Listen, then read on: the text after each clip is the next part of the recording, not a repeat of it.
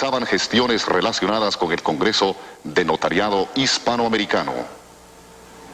Otros distinguidos abogados guatemaltecos habían participado en la reunión, pero se habían retirado de la sede de la embajada antes de la llegada de los terroristas. En la sede diplomática se encontraban funcionarios de la Cancillería española y personal de oficina, identificados como Jaime Ruiz del Árbol, cónsul, Miriam Rodríguez, Luis Felipe Sáenz y Nora de Aceituno.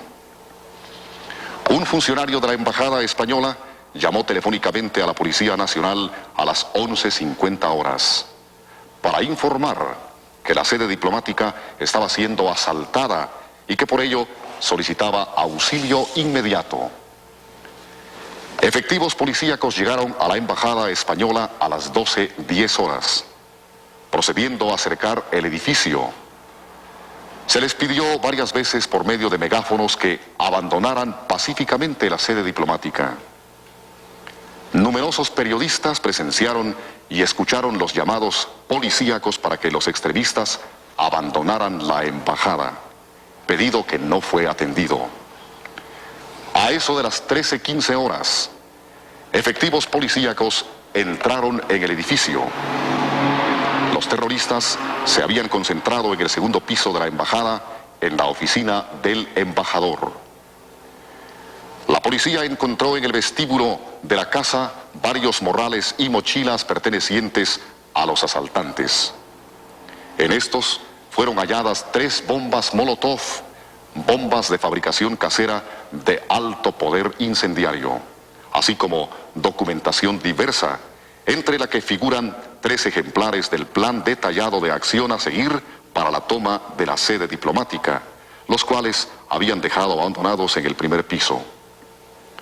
Los terroristas, según este plan, se reunieron a las 9:30 horas de la mañana de hoy en el campus de la universidad, de donde viajaron a la embajada a bordo de buses urbanos. La intervención policíaca permitió que se liberara al doctor Mario Aguirre Godoy, quien se encontraba solo en una sala de la sede diplomática. Cuando agentes policíacos llegaron hasta la oficina del embajador para pedir el desalojo de los terroristas, estos accionaron un número determinado de bombas Molotov que, al estallar, incendiaron inmediatamente el pequeño salón. Solo el embajador logró salir ileso de la oficina, donde perecieron los 7 rehenes y los 32 terroristas, entre los cuales estaban 4 campesinos, 2 hombres y 2 mujeres. El grupo terrorista era dirigido por una mujer de aproximadamente 25 años, según testimonio de uno de los liberados antes de la explosión. El plan de acción. Los terroristas planearon perfectamente sus acciones, como se demuestra con el documento que dejaron olvidado en sus mochilas, abandonadas en el primer piso de la sede diplomática. Para que la opinión pública esté mejor informada de esta acción terrorista, se reproduce a continuación una síntesis textual de lo que los facciosos denominaron plan de subida. Plan de subida. Primer momento. Toma de la subida. Organizar las comisiones previo a la salida. Esto significa que todas las comisiones estén desde temprana hora preparados. Esto significa que estén todos juntos, tengan todo su equipaje preparado, estén claros de cuáles son los pasos que van a dar durante la subida. Como quedó planteado en la organización interna de los participantes en la subida, las comisiones son las unidades funcionales que deberán actuar como tal durante toda la actividad. Salida de la universidad. La salida se hará a las 8:30 am. Todas las comisiones saldrán por aparte en pequeños grupos utilizando el transporte urbano. Aquí deben funcionar ya los responsables por comisión, así como los segundos responsables. Concentración en el cine. Luego de salir de la universidad, todas las comisiones deberán llegar al cine. Cada comisión deberá permanecer dentro de un perímetro definido. Ahí deberán esperar a que se les comunique su traslado hacia un punto más cercano al objetivo. Toma de la subida. Inmediatamente después se procederá a la toma. Un compañero tendrá la responsabilidad de controlar la puerta que da a la calle. El otro compañero controlará la puerta de la casa y el otro compañero se dirigirá hacia donde están las secretarias. Este último montará alguna pantalla mientras dará tiempo que entre la primera comisión, que vendrá apenas unos metros atrás de los primeros compañeros. En caso de que los compañeros estén ya entrando, no es necesario meter pantalla, sino que inmediatamente dar la explicación de lo que se está haciendo. La explicación debe ser enérgica, pero a la vez tranquilizante. No debe hablarse de que se va a permanecer en la subida, sino decir que únicamente llegan a hacer una visita relámpago para presentarles un pliego de peticiones. Insistir en que se serenen, diciéndoles que no se va a permanecer. Esto es para dar tiempo a que todos entren y que se logre cierta tranquilidad previo a poder continuar con los siguientes pasos. Luego de que entren todos los compañeros, se cerrará la puerta. El último en entrar será el compañero que es responsable del último grupo. Al ver que ya entró el último, se dará la orden de cerrar las puertas. Una vez se tengan ya cerradas las puertas y se tenga control sobre todos los rehenes, se les deberá reunir en un solo local para facilitar su control. Hasta ese momento no debe hablarse aún de que se trata de una toma, sino plantear que es una cuestión relámpago. Mientras tanto, se deberá colocar el equipo de sonido y colocar las mantas. La última manta a colocar es la vertical, que se colocará en el asta que está arriba. Esta será la señal de que el primer paso se concluyó. Segundo momento, organización interna. Mantener el control sobre los rehenes luego de haber garantizado la toma de la subida. Deberá garantizarse que ninguno de los rehenes pretenda salir, para lo cual se les deberá concentrar en un solo lugar a todos y delegar a una comisión para que se responsabilice de mantenerlos concentrados y evitar así que alguno se pueda ir del lugar. Por otro lado, se deberá hacer una revisión general muy minuciosa en el lugar para garantizar que no se encuentre ninguna persona escondida en ningún lugar de la subida. Luego, nos reuniríamos con la gente que labora en la subida para informarles que se han colocado mantas en el edificio y que precisamente sí es una toma de la subida, pero que queremos que todo lo arreglemos tranquilamente y que ellos únicamente van a estar haciéndonos compañía, pero que si el enemigo quiere reprimir, todos los que van a estar adentro correrán la misma suerte. Si hay otra gente al momento de la toma, pero que no tenga nada que ver directamente con la subida, se les tomarán sus nombres para precisar si no hay entre ellos una presa mejor, es decir, un rehén que sea mejor garantía. Teniendo claridad de que no hay dentro de esta gente ninguno que podamos retener, iniciaríamos alguna negociación para su salida, que podría ser por medio del presidente de la CR, a quien tendríamos que llamar por teléfono e indicarle que van a salir algunas personas y que queremos que llegue él solo a recogerlos. Además de que dé comida para más o menos 50 personas para 3 tiempos.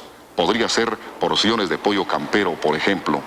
Dar orientaciones generales de seguridad durante la permanencia y supervisar su cumplimiento. Esto significa que deberán darse medidas de seguridad de tipo permanente, como cubrirse con el pañuelo y el sombrero, no dejar huellas digitales marcadas, no exponerse acercándose a las ventanas, etc. Debe supervisarse el cumplimiento de todas estas medidas. Mantener el control y vigilancia sobre los rehenes. La garantía de que nuestras exigencias sean cumplidas y que no seamos reprimidos está en mantener en nuestro poder a los rehenes.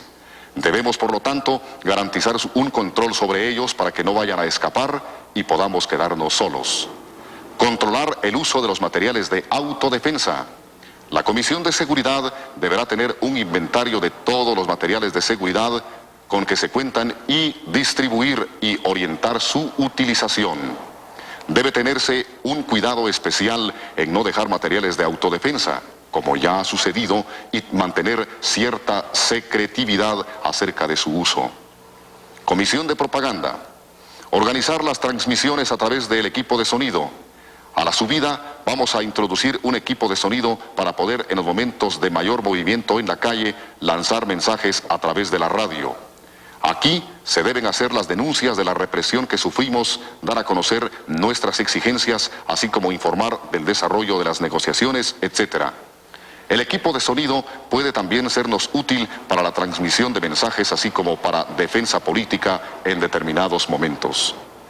Impulsar llamadas a la prensa, personalidades democráticas, instituciones, etc., para darle mayor divulgación a la denuncia. Debemos aprovechar al máximo, mientras se cuente con él, el recurso del teléfono para hacer llamadas al extranjero, así como para agencias noticiosas, etc. Supervisar la colocación de mantas en la subida. Se llevarán 3 mantas con la consigna ya definida para colocarla por fuera de la subida. Además, se llevará una manta en limpio para poder hacer otra manta adentro de acuerdo a las condiciones que se den. Llevar la relación con la prensa y mantenerla plenamente informada. Es decir, deberá darse la información de los distintos acontecimientos, dar declaraciones, etc. Además, debemos mantener presente que quienes deben de hablar fundamentalmente son los compañeros campesinos. El gobierno constitucional de la República condena enérgicamente la masacre terrorista en la Embajada de España y responsabiliza a las facciones terroristas clandestinas, extremistas, que han sembrado el dolor y la muerte en el pueblo pacífico guatemalteco. La inmolación de brillantes y pacíficos guatemaltecos, como el ex vicepresidente de la República, licenciado Eduardo Cáceres Lenoff, y el ex canciller Adolfo Molina Orantes, así como de los funcionarios diplomáticos de la representación española en nuestro país, no quedarán impunes, por lo que se advierte a las organizaciones extremistas que se actuará drásticamente con base en las leyes en vigor contra todos aquellos subvertores del orden establecido en beneficio de la ciudadanía honrada, pacífica y productiva del país. El gobierno de la República presenta sus más sentidas condolencias a los familiares de las víctimas inocentes de estos fanáticos del terror y la violencia, asegurando a toda la población que combatirá con energía a los psicópatas extremistas que buscan la toma del poder bajo ridículas y antipatrióticas argumentaciones de supuesta reivindicación social. Guatemala, 31 de enero de 1980. Hasta aquí el presente comunicado de prensa. Gracias por la atención. La sede diplomática fue tomada violentamente a las 12 menos cuarto de la mañana por personas que dijeron ser campesinos de la región de Chajul, del departamento del Quiché. El grupo, según una versión, había salido a las 8:30 de la mañana de la Universidad de San Carlos. La Policía Nacional movilizó varias unidades hacia el edificio y empezó a tratar de persuadir a sus ocupantes para que lo desalojaran pacíficamente. Los invasores se negaron a retirarse. Dijeron que habían llegado para entrevistarse con el embajador y entregarle un documento solicitando la investigación de denuncias sobre supuestas actividades represivas en el Quiché. Llevaban tal cantidad de ropa que parecían dispuestos a prolongar por varios días la toma del edificio.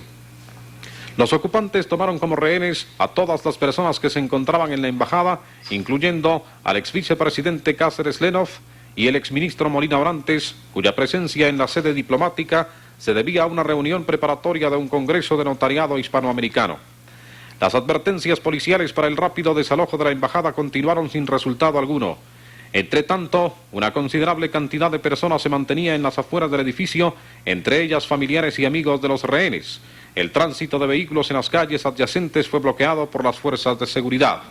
En el vestíbulo de la embajada, los policías encontraron botellas de gasolina preparadas como bombas Molotov, que los guerrilleros habían llevado y que dejaron al subir corriendo para concentrarse con sus rehenes en la oficina del embajador en el segundo piso. Uno de los agentes de seguridad que acudió a la sede diplomática mostró a los reporteros las bombas encontradas, así como ejemplares del minucioso plan de la toma de la embajada, que era denominado en clave Plan de Subida.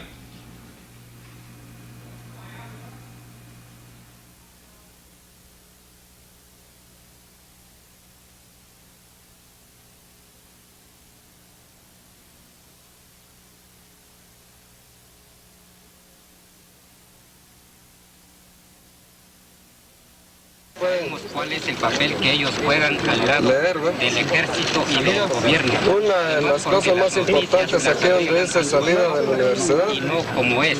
La salida será a las 8:30 am. Todas las comisiones saldrán por aparte en pequeños grupos utilizando el transporte urbano. Aquí deben de funcionar ya los responsables por comisión, así como los segundos responsables.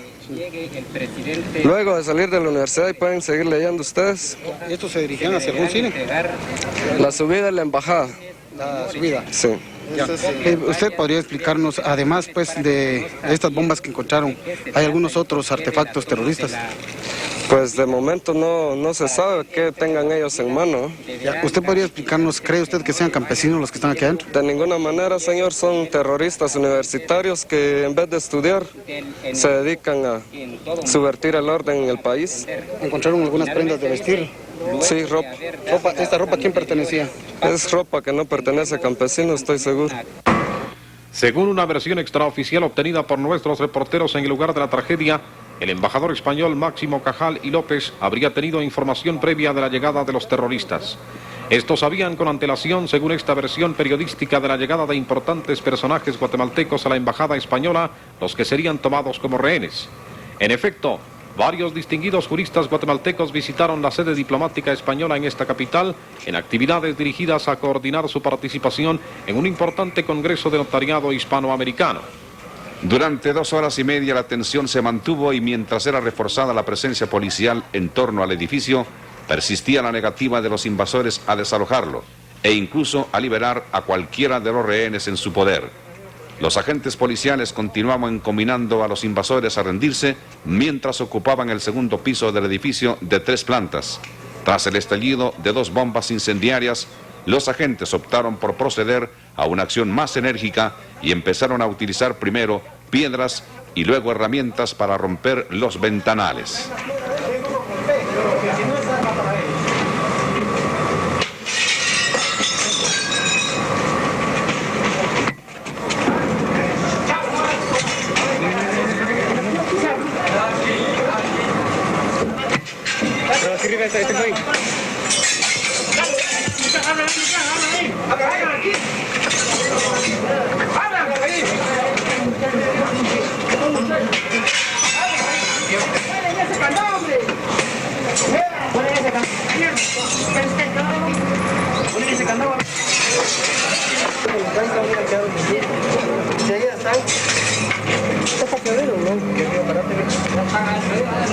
Que ustedes encontraron ahorita que están aquí en la embajada. Más cócteles. Mientras los agentes continuaban abriéndose paso al interior del edificio mediante la ruptura de las ventanas en la parte baja de la sede diplomática, se mantenía una tensa expectativa cuando parecía crecer la posibilidad de un desenlace sangriento.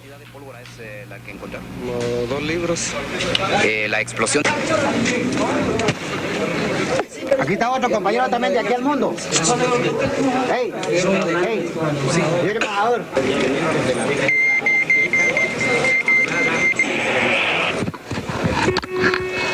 Que te vengas para acá.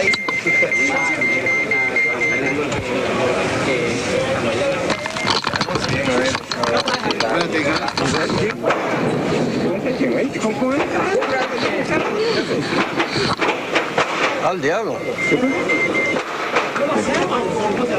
Cohetes son puros cohetes.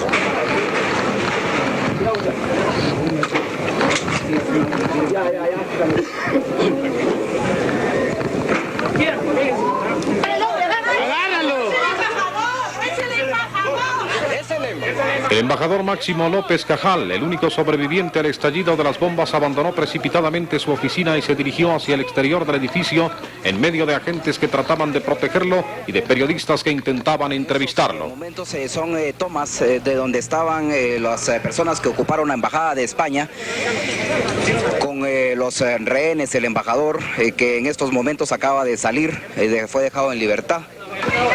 Micho, el fuego, mira el fuego, el fuego. La puerta, otra la puerta, no la pueden botar. ¡La puerta! ¡Se están incendiando!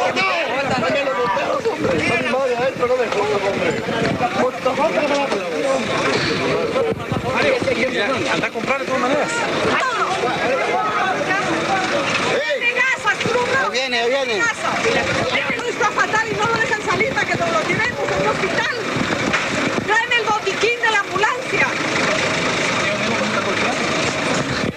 show, hombre, déjalo. Ay, perdón.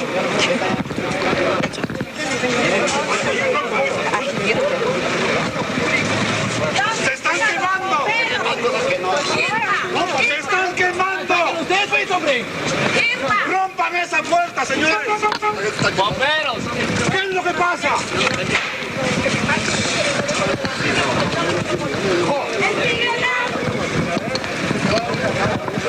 Mira a ver si Miguel Ángel tiene, por favor. Pide permiso para sacar al embajador que está muy mal herido y no lo dejan salir de aquí. Tiene que salir. ¿Quién es el jefe? Aquí yo soy el presidente. El jefe de policía. ¿Qué? No, el embajador no esté tranquilo. ¿Cómo voy a estar tranquilo con lo que está ocurriendo ahí? ¿No vienen los bomberos? Ahorita está. Vienen los bomberos. Vienen los bomberos.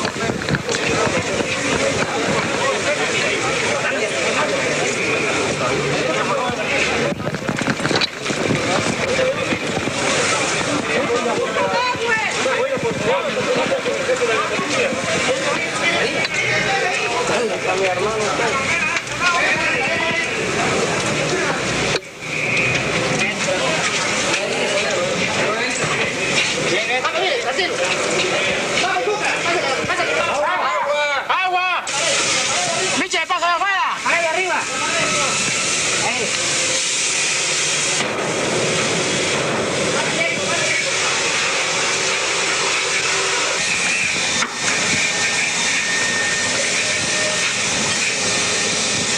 ¿Tu hermana está allá, pues, no? ¿Tu hermana está adentro?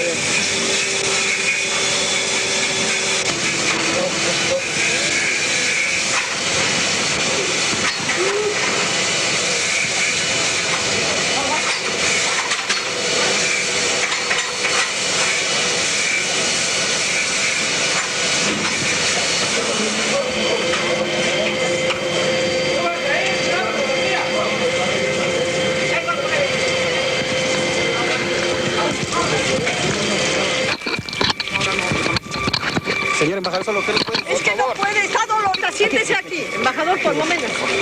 Siéntese ahí, embajador. Mi madre, señor, mi madre. ¿Quién más sabe usted que está dentro? El secretario y las 4 secretarias, el canciller y no sé quién más estará ahí. Como 7 más por ahí. Pedazos.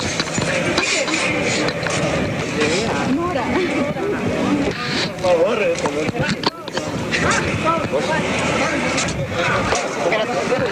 Ahí, dale.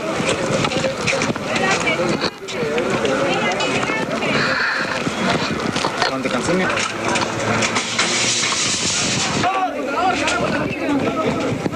Hay un vivo. Mira, suerte que hay.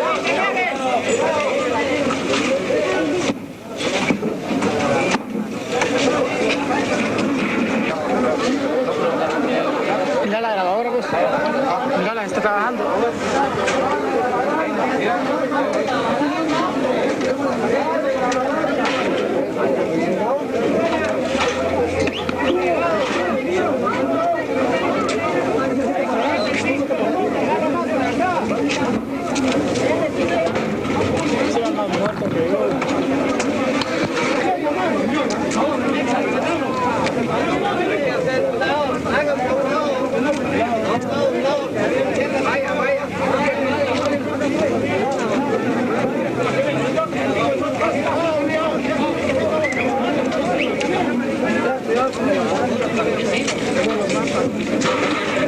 Ahí está el 21.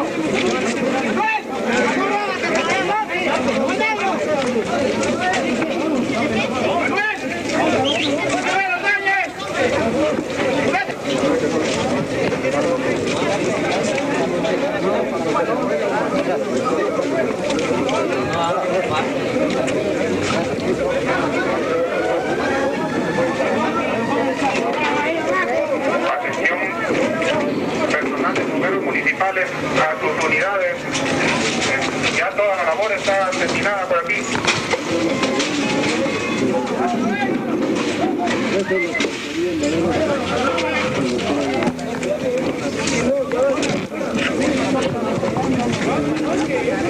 ¡Nacho!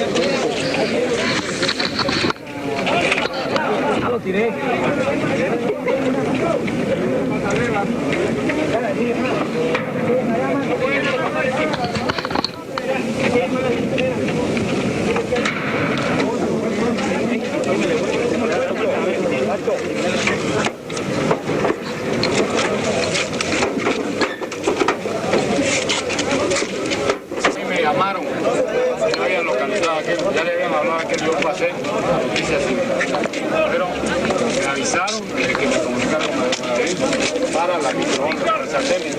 Ellos llamaron ya a Guatel.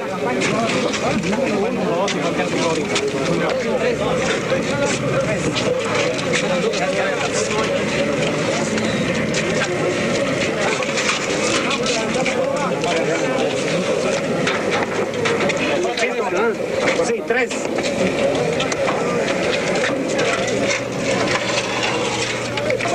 Según recuento efectuado esta noche, los muertos en la Embajada de España son 27 hombres y 10 mujeres.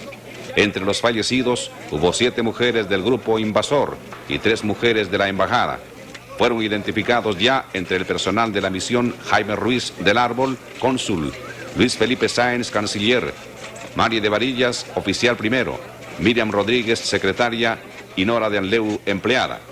Entre los supuestos campesinos se identificó a Mateo Cis de Uspantán el Quiché, a Blanca Lidia Domínguez Girón. A una de las mujeres se le encontró el saco del embajador. Se informó que entre las personas que sobrevivieron al siniestro se incluye el doctor Mario Aguirre Godoy, así como la secretaria de la sección comercial de la embajada, Ana María Zúñiga, y un joven de aproximadamente 21 años, Gregorio Yuga. Según relato de uno de los sobrevivientes, una mujer de aproximadamente 25 años actuó como jefe del grupo terrorista. Poco después de la toma de la embajada, la joven guerrillera había dicho a los rehenes: si salimos, salimos todos, y si no, pues aquí morimos.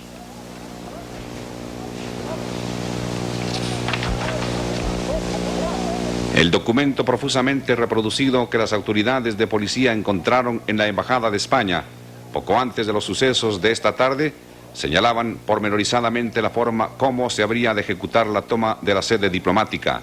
Ocupación hasta la colocación de mantas y equipos de sonido destinados a objetivos propagandísticos. Incluso la forma de colocación de las mantas está prevista de modo que sirviera como señal para otros militantes involucrados en el operativo subversivo.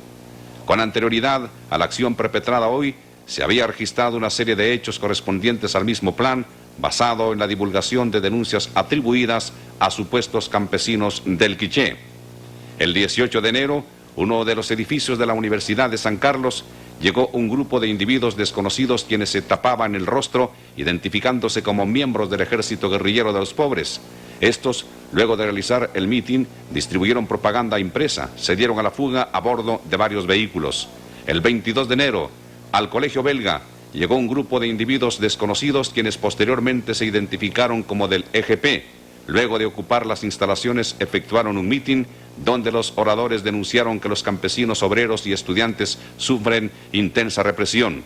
En la sede de la FASGUA, campesinos que llegaron a la ciudad procedente de Chajul y otras regiones del Quiché, en conferencia de prensa hicieron denuncias en contra del ejército. El 23 de enero, campesinos de las comunidades de San Juan Cotzal, Chajul, Uspantán y Nevaj realizaron un mitin en la Escuela Normal Central de Varones, donde reiteraron la represión a que son sometidos los campesinos de dichos lugares, según dijeron. El 24 de enero, a las oficinas del organismo internacional OEA, llegó un grupo de individuos no identificados, quienes trataron de penetrar a dichas instalaciones. Posteriormente, entregaron una carta solicitando se enviara a la Comisión de Derechos Humanos de la OEA, Amnesty y a la ONU habiendo pintado en las paredes exteriores consignas contra el ejército de Guatemala. El 28 de enero, un grupo entre hombres y mujeres supuestamente campesinos del Quiché llegaron al edificio de las emisoras Radio Rumbos y Favorita, situado en la Cuarta Avenida 113, Zona 1, quienes bajo amenazas hicieron denuncias y solicitaron que los trabajadores los apoyaran reuniéndose el día 29 en el Congreso de la República. Y hoy, 31 de enero, era día señalado para la toma de la Embajada de España. Tenían permiso para volar al interior del país y por esa razón las naves solo aterrizaban aquí, salían a sus fincas y no se miraba ese grupo de aviones que se mira ahora por el control.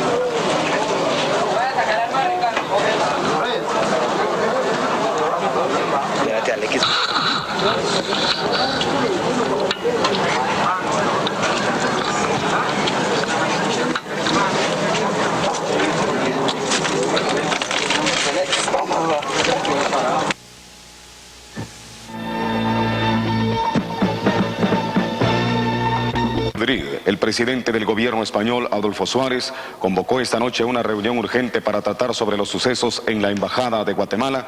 Desde hoy se inmolaron por el fuego 31 campesinos guatemaltecos, informaron fuentes oficiales. Asistirán a la reunión el vicepresidente primero del gobierno, Manuel Gutiérrez Mellado, el vicepresidente segundo, Fernando Abril Martorell, el ministro de Asuntos Exteriores, Marcelino Oreja, el ministro de la Presidencia, José Pérez Llorca, y el ministro adjunto al presidente, Rafael Arias Salgado. Las mismas fuentes añadieron que el director general de Asuntos para Iberoamérica, Pedro Bermejo, saldrá hacia Guatemala. Informaciones logradas por Teleprensa hace unos minutos dijeron: tras la toma de la Embajada de España, los ocupantes montaron una barricada con muebles y enseres en el despacho del embajador Máximo Cajal. Al parecer, cuando la policía llegaba a la sede diplomática, uno de los ocupantes lanzó un cóctel molotov, lo que provocó el incendio del inmueble. Máximo Cajal salvó la vida al saltar encima de la barricada en llamas en el segundo piso, cayendo en la escalera y sufriendo quemaduras en los brazos y las manos. Los ocupantes de la embajada llevaban machetes, 2 o 3 revólveres y cócteles molotov, según el embajador español. Uno de esos cócteles originó el desastroso incendio. Cajal escapó de milagro de morir carbonizado en el siniestro de la embajada, según comentarios de medios diplomáticos. Como sin precedentes fue calificada la tragedia ocurrida hoy en la misión española. El gobierno español llamó a su embajador en Guatemala, se supo extraoficialmente en esta capital, que hoy ha sido conmovida por una inesperada tragedia que tendrá insospechadas repercusiones nacionales e internacionalmente. Centroamérica en un polvorín ante la situación que viven varios países. La crisis política en El Salvador, en donde se da una virtual guerra civil, y la muerte de unas 40 personas en la Embajada de España en Guatemala, inquietan nuevamente a diversos sectores del hemisferio. Una actitud de prudencia ha sido expresada por observadores guatemaltecos sobre los sucesos de la Embajada de España, pero no descartaron la posibilidad que este sea el inicio de una crisis en el país. Otros medios manifestaron su preocupación por el desenlace fatal que tuvo lo que los supuestos campesinos del Quiché calificaron como una ocupación pacífica, para hacer oír los problemas que padecen en su región ante la actividad guerrillera y contrainsurgente que les sitúa entre dos fuegos. En tanto, en una declaración a la Radio Nacional Española, el director de la Policía Nacional indicó que un grupo de hombres armados tomó la Embajada de España en Guatemala. Acudimos, expresó el funcionario policial, y cuando los ocupantes vieron que empezaban a llegar las fuerzas de seguridad, hicieron explotar algunas bombas dentro del edificio, apuntó el entrevistado, según la Radio Televisión Española. El gobierno español, por su parte, sigue reunido para analizar estos sucesos sin poderse precisar cuándo terminará la Junta y cuál será el criterio que se sustentará. Las peleas de los grupos extremistas sucedieron esta noche al desatarse una ola de incendios en vehículos del transporte urbano capitalino. El propietario de un bus, Jorge Búrbano, señaló que las pérdidas estimadas llegan a 3.000 quetzales. Hubieron hombres con pistola y rociaron la camioneta con gasolina y le pegaron fuego, sí. Nosotros cubrimos el incendio del bus que está acá, es el placa urbana 332.270. A las 11 en punto estábamos en la sede de la embajada e inmediatamente se nos hizo pasar y se nos llevó al despacho del señor embajador. En esos precisos momentos irrumpieron varias personas en grupo que dijeron ser del Quiché, campesinos del Quiché. Pero aparentemente pues no iba a suceder nada. El licenciado Cáceres Lenov le dijo al señor embajador que le parecía que eso era una ocupación, pero el señor embajador, que es una persona muy culta, dijo que la embajada de España era una embajada de puertas abiertas y que todos podían entrar a la embajada y discutir sus problemas con él y que luego los atendería. Siguió conversando con nosotros, hicimos la gestión a que habíamos llegado. No estaba presente el presidente del Colegio de Abogados porque parece que se demoró y no pudo entrar. Hicimos la gestión que fue resuelta favorablemente, como era de esperar, por el señor embajador, quien nos ofreció hacer las gestiones ante su gobierno para aprontar ese auxilio económico. En eso estábamos cuando una secretaria de él le dijo que la situación era grave porque habían ocupado toda la embajada. Efectivamente, al poco rato llegaron varias personas con pañuelos a boca y además con sombreros de petate a decir que estaban llevando a cabo una ocupación pacífica. Esa fue la expresión que ellos utilizaron y que no tuviéramos pena, que no iba a ocurrir absolutamente nada. Nos concentraron primero en un cuarto con el objeto de tomar nuestros nombres. Eran todos jóvenes, hombres y mujeres, y después de tomar nuestros nombres, se llevaron al señor embajador y conversaron con él en un cuarto aparte, es decir, no escuchamos la conversación. Luego entraron 3 de ellos, jóvenes también, enmascarados, y se dirigieron tanto al licenciado Cáceres Lenov, al doctor Molino Orantes y a mí, diciéndonos que ocupaban la embajada por los sucesos ocurridos en el Quiché y que su petición concreta al gobierno era que el gobierno nombrara una comisión de investigación de los sucesos ocurridos en el Quiché. Es decir, fue lo único que nos dijeron a nosotros. Parece ser que ellos por altoparlantes tuvieron otras expresiones o otras manifestaciones para afuera, para el exterior, que nosotros pues no las pudimos escuchar. Esa era la situación que imperaba en la embajada hasta ese momento.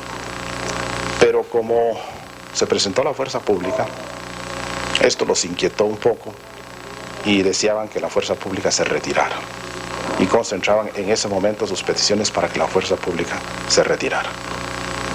Llamaron al doctor Molino Orantes primero para que le hablara en ese sentido, y me parece que lo hizo porque se lo llevaron afuera, es decir, sin salir del edificio, y enseguida llamaron al licenciado Cáceres Lenov para que hiciera la misma manifestación. Así lo hizo. Directamente con la policía estuvieron hablando para ver en qué forma se resolvía.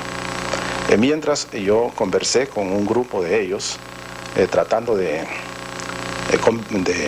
convencerlos de que designaran alguna persona, que me dieran algún nombre de alguna persona relevante o bien algún funcionario en quien ellos tuvieran pues confianza para que sirviera de mediador, es decir, que no fuera un diálogo directo con la policía, sino que esta persona viera la manera de resolver pacíficamente la ocupación de la embajada y que el desalojo se produjera sin mayores pérdidas de vidas. Ya los había convencido, un grupo estaba de acuerdo y empezaban ya a mencionar nombres, pero otros no accedieron hasta en tanto no se retirara la fuerza pública. Ese era su argumento. La fuerza pública les manifestó que iba a entrar.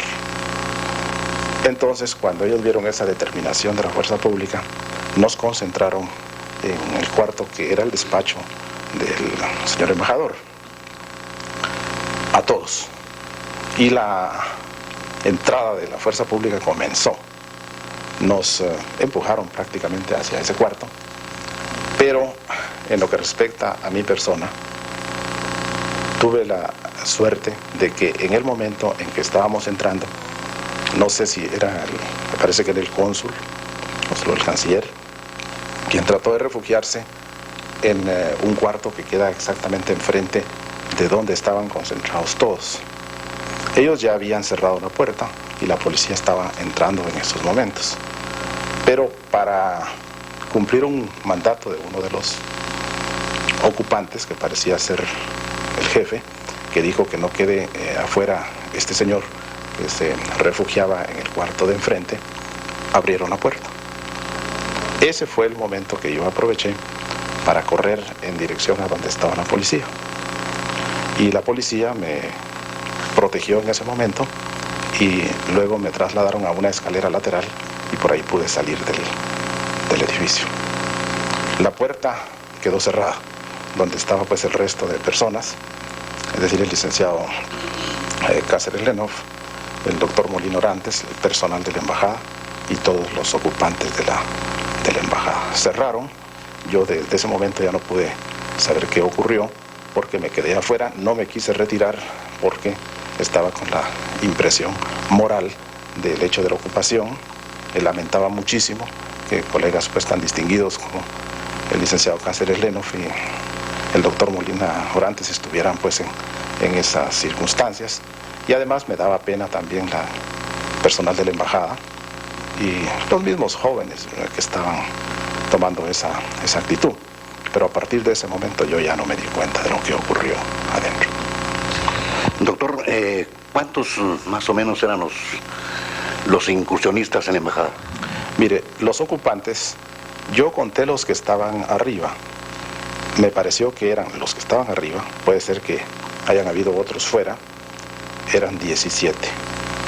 Más 4 o 5 mujeres que pude ver que también estaban pues ahí acompañándolos y que entraron a este cuarto que le digo yo cuando la policía ocupó también la embajada.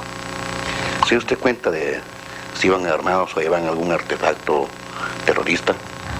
Mire, ellos manifestaron varias veces que la ocupación era pacífica. Sin embargo, sí llevaban machetes. No nos intimidaron porque es una cuestión que hay que dejar en claro, no nos pusieron la punta del machete ni mucho menos.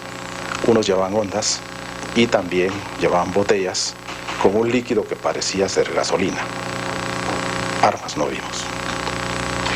Doctor, ¿qué cantidad de gente de parte del personal de la embajada y visitantes habría en la sede diplomática? Mire, de los que yo recuerdo, estaba el señor embajador. Estaba, me parece que el secretario de la embajada, parece que estaba el cónsul, habían 3 señoras, 2 de ellas me imagino que eran secretarias, y me pareció ver otras 2 muchachas de unos 18 o 20 años que estaban tratando de conseguirme una comunicación para hablar yo con algún funcionario del gobierno y explicarle la situación, pero no se podía porque los teléfonos estaban cortados. Aparte de ustedes, ¿habían otros visitantes? No había ninguno. ¿Se dio usted cuenta, doctor, si cuando las fuerzas de seguridad intentaron penetrar a la embajada hubo algunos disparos? Realmente no me di cuenta. No me di cuenta. Los policías que estaban, porque eran policías de uniforme, que estaban en el cuarto lateral a este otro que le digo, donde se quería refugiar a alguien del personal de la embajada, estaban armados, pero no dispararon. ¿Ve usted entre las fuerzas de seguridad elementos del ejército? Mire, me parece que estaba, según decían ahí, que estaba el pelotón modelo, estaba también me imagino que era la policía judicial, están afuera, y que estaban tratando pues de rescatar a los que podían salir de la embajada, como lo hicieron conmigo. Cuando yo salí, que llegué donde estaban los policías, ellos me tomaron y me llevaron a la escalera de acceso al exterior. ¿Podría tomarse como una operación de rescate de los rehenes la acción policíaca, doctor? Mire, los términos que cada uno usaban eran bastante categóricos, porque por un lado los ocupantes querían que se retirara la fuerza pública y por otro lado la fuerza pública decía que tenía que entrar. Eso era lo que ellos manifestaban. Doctor, el traje, el vestido que llevaban los ocupantes era de campesinos, pero su lenguaje, su modo de hablar y de expresarse sería de un campesino. Yo creo que había algunos campesinos que sí se notaba que eran campesinos, incluso mujeres. Los demás, lo que le puedo decir era que eran jóvenes. Las fuerzas de seguridad no llevaban bombas. Ellos entraron y lógicamente forzaron la puerta. Puede ser que en ese momento se haya producido pues, las explosiones. Ustedes pueden comprobarlo en la parte frontal de esta mesa. Existen algunos de los de las bombas Molotov que pudieron ser decomisadas por olvido de los asaltantes a la Embajada de España. Fue con esta clase de bombas Molotov como ellos se inmolaron en el interior de una de las salas u oficinas de la Embajada de España. Utilizaron también estos brazaletes con que también se cubrían parte de la cara, o al menos estaba consignado en una de los planes que tenían previstos para esta operación. Existen documentos que quedaron en poder de las autoridades donde confirman todo lo contrario. Estos documentos podrán ser examinados por ustedes hoy o cuando lo consideren conveniente para conocer la identidad de algunas de las personas que participaron en esta acción. Welches Valdés, lo mismo que la cédula de vecindad y una licencia de conducir automóvil. Sonia Magalí Welches Valdés. Se consigna en el comunicado, al parecer no está comprobado todavía, pero el grupo estaba comandado por una mujer que se supone... Del atentado salieron con vida decenas de vecinos que viven a inmediaciones del lugar donde ocurrió el hecho, así como el alto funcionario. Niñas de 2 colegios resultaron ilesas cuando viajaban en las cercanías a la explosión a bordo de sus respectivos buses. Sin embargo, los inmuebles cercanos sufrieron los efectos de la onda expansiva. Las fuerzas de seguridad establecieron hoy mismo que el microbús donde fue colocado el artefacto terrorista para atentar contra el ministro de Gobernación llevaba puestas placas de circulación de otro vehículo.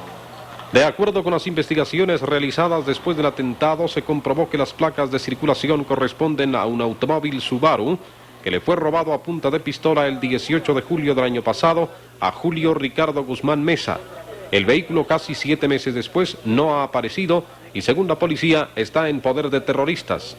De esta cuenta, hasta ahora había sido imposible determinar a quién pertenece el microbús utilizado para colocar la bomba.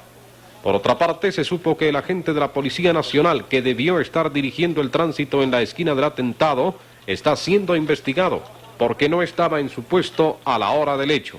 Hacia las 8 menos cuarto de la mañana de hoy, un artefacto de alto poder que se escuchó a unos 4 kilómetros a la redonda explotó a la altura de la 13 Avenida y Cuarta Calle de la Zona 1, en el momento en que el ministro Álvarez Ruiz pasaba por el lugar a bordo de un vehículo blindado, seguido de otros 2 vehículos donde viajaban varios miembros de su cuerpo de seguridad. Álvarez Ruiz salió levemente golpeado, particularmente de la boca. Por lo menos 12 niñas del Colegio Santa Inés conducidas en un microbús y otras jovencitas del Colegio Monte María se salvaron de morir, pues les alcanzó la onda expansiva.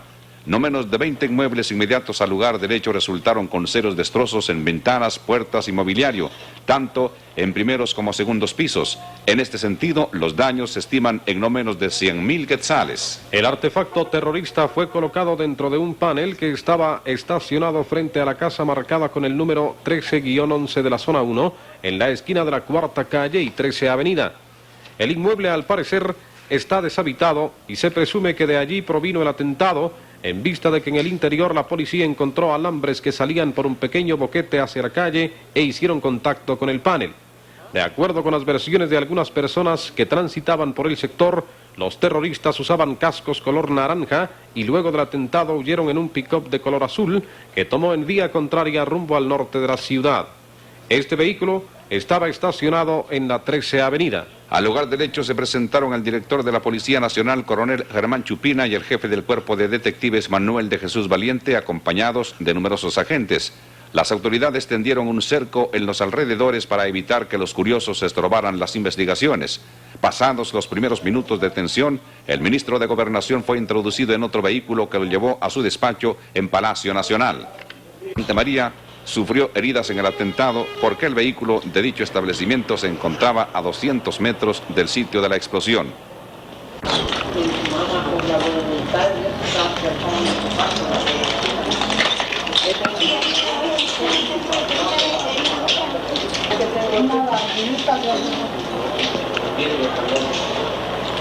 Cuando venga el doctor, él me revisará por solo una gente que trabaja honradamente de sol a sol haciendo lo que